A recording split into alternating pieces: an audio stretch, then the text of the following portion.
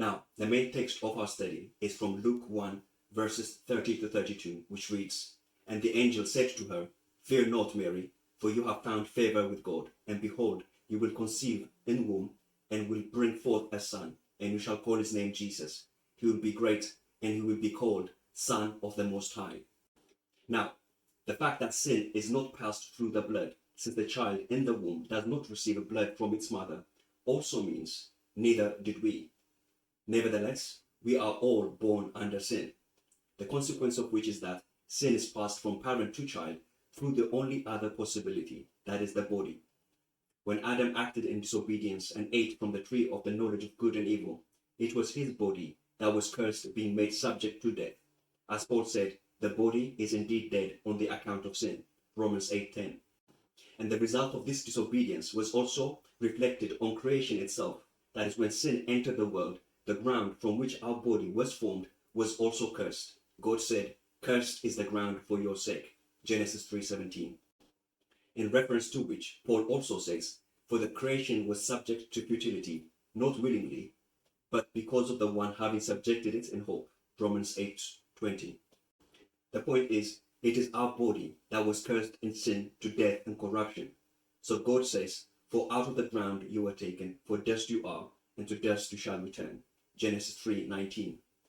The association which we need to have clear in our mind is that, just as sin entered the world to bring forth corruption, sin is also found in our body to bring forth death. And Paul also shows the presence of sin to be in the body, saying, "For I know that there dwells in me nothing good, that is in my flesh. For to will is present with me, but not to do good." Then he says, "Now if what I do not want, I do this, it is no longer I do it, but sin dwelling in me." Romans 7, verses 18 and 20. Paul is saying sin is found in our body.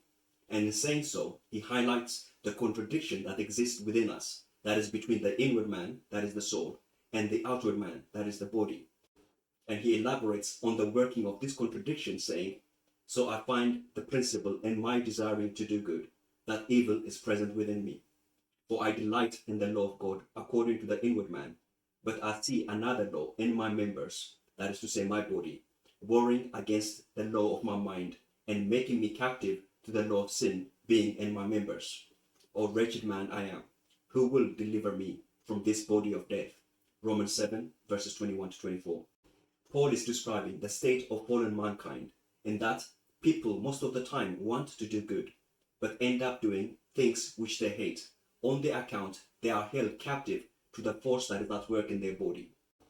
The main point we need to understand is the difference that exists between the deeds of sin that relates to the soul and the nature of sin that relates to the body. The effect of which is that every soul that is born on earth is born as innocent as it can be, being free from the sinful deeds of its parents, yet it is still born under subjugation to the body of sin that came on the account of Adam. The distinction being between the body of sin that is passed from parent to child to that of the deeds of sin to which we ourselves commit to the defilement of our own conscience. So Ezekiel says, "The soul who sins shall die. The son shall not bear the guilt of the father, nor the father bear the guilt of the son." Ezekiel 18:20. Now please note, to this we must add the inevitability of everyone born under subjugation to the body of sin to become sinners. In which regard Paul says, "Because of this, just as sin entered into the world through the one man, and death through sin, so also death passed to all men, because all sinned." Note, it is the fact that sin entered the world which caused every man, woman, and child to become sinners. Then Paul says, "Death reigned from Adam until Moses, even over those not having sinned in the likeness of the transgression of Adam, who is a type of the coming one."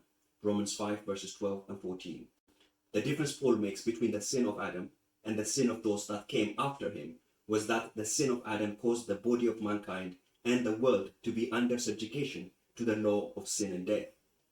The result of which is that mankind, through their own sinful deeds, defiled their own conscience, on the account they were born in a body of sin to a world ruled by sin. And the combination of this effect is described by Paul in the letters to the Ephesians, saying, "And you, being dead in trespasses and sins, in which once you walked according to the age of the world, according to the ruler of the authority of the air, the Spirit now working in the sons of disobedience, among whom we all also once lived in the desires of our flesh, doing the things willed of the flesh and its thoughts. Ephesians 2 verses 1 to 3. The Spirit that is at work in the world also works to influence the passions and desires of our flesh, the outcome of which is that we were all dead in trespass and sins. The point we want to stress is the inevitability of mankind to become sinner is as certain as to the world in which we are all born, in which is the knowledge of evil. It is in the same regard, the soul of mankind that is formed in the body of sin will succumb to the desires and passions of the sinful flesh. There is a difference between the body and the soul. When Adam had a son in his own image, it was according to the state of his body that was made subject to sin. However, the blood is a representation of the soul that is born innocent, being free from the condemnation of conscience. Please note, our conscience can only be convicted or defiled on the account of our own deeds, and not another's. For which reason, the deeds of our parents or that of Adam cannot condemn our conscience, for which we ourselves are solely responsible. And the Bible relates this principle, stating, "For before the child shall know to refuse the evil and choose the good." Isaiah 7:16. That is to say, there is an age of accountability to which everyone is held responsible for their own deeds.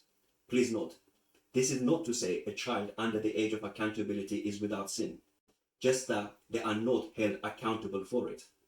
From a very young age, the body of sin into which we are born will dictate our action. So a child may choose evil and act selfish, rebellious, defiant, cruel, even angry. But we are given grace until we come of age, our parents patiently training us in the way we should go by disciplining us. Consider, even sins committed outside of the law are not imputed. Yet the person who committed it is not free and is still subject to death. As Paul says, "For until the law, sin was in the world, but sin is not imputed, there being no law.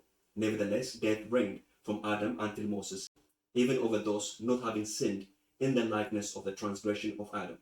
Romans 5 verses 13 to 14.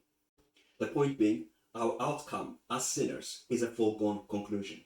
So even though we do not bear the guilt for the disobedience of Adam, yet we are still subject to its consequences. The truth of the matter is, the sin of Adam that resulted in the condemnation of the body has caused everyone that came after him to become sinners. So Paul says, just as through one trespass it is unto condemnation to all men, and he follows this with, "For as indeed through the disobedience of the one man the many were made sinners." Romans 5 verses 18 and 19. So in the first instance, Paul is stating to us, through the sin of Adam, the body of mankind was condemned to death. So everyone born to flesh and blood must die. And the disobedience of Adam also meant we are all made subject to sin, through the knowledge of evil that came into the world on the account of him. But this is not apart from our own choice. Remember Cain, how God warned him that sin was crouching at his door, yet the choice remained his own. But Cain would never have had to make that choice if Adam had not disobeyed. This is another way to say mankind became sinners on the account of sin having come into the world through the disobedience of the one man Adam. Romans 5:12. So we, by our own deeds that are subject to the sinful law that is at work in our body, defile our soul, and our conscience grows corrupt by every deed we give into through the lust of the mind and flesh, being made subject to the nature of sin that is in our body and in the world.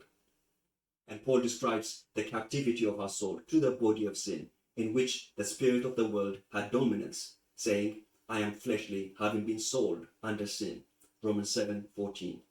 So be it by greater or lesser, be it in thought or deed, the desires of sins that worked in our body, which is according to the prince of the power of the air, has corrupted our soul.